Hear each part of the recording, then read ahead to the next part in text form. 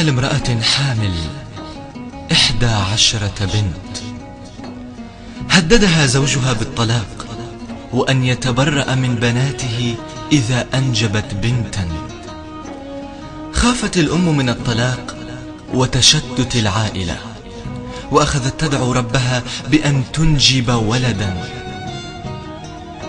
ذهبت ذات يوم إلى المستشفى لإجراء إحدى الفحوصات، وهنا كانت المفاجأة: الأم حامل ببنت. ماذا تفعل؟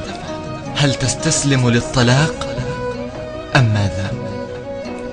أخبرت صديقتها المقربة بذلك، فقالت: ليس باليد حيلة، استسلمي للأمر الواقع. مع دخول الأم لشهرها 9 ومع قرب الولادة، سافر زوجها فجأة للعمل. ذهبت الأم للولادة، فأخبرت طبيبها بأنها سوف تتطلق إذا أنجبت بنتا. فقال الطبيب: سوف نخبر زوجك بأنك أنجبت ولدا ومات، أما طفلتك سوف ندفنها حية. حزنت الأم على هذا القرار، ولكن ماذا عساها أن تفعل حيال زوجها؟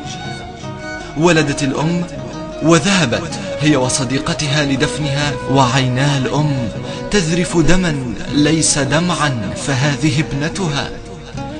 رجع زوجها وحزن على ابنه الذي مات، ولكن لا حول ولا قوة إلا بالله.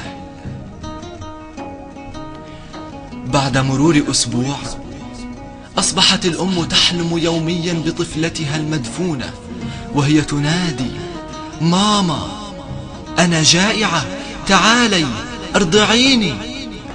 ذهبت الأم إلى الشيخ فأخبرته بالقصة كاملة، فرد عليها: اذهبي إلى طفلتك فإنها ما زالت حية. لم تصدق الأم، فأخبرت صديقتها وقالت الأخيرة: فلنعمل على قول الشيخ. في اليوم التالي ذهبت الأم مع صديقتها إلى المكان الذي تم فيه دفن الطفلة، فبدأت الأم بالحفر وتوقفت لأنها لا تصدق بأن ابنتها حية، فأكملت صديقتها عنها.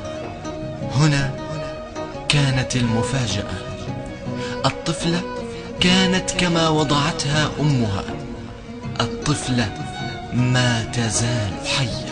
حملت الأم طفلتها إلى صدرها، وهنا كانت الصاعقة عندما وجدت الأم طفلتها على قيد الحياة وأخذتها لترضعها.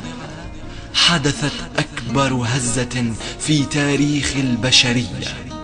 نطقت الطفلة وقالت: يا من تخليت عني، يا من تخليت عني، لا أريد من حليبك، أريد حليب نيدو، أريد حليب نيدو، أريد حليب، أريد حليب، أريد حليب.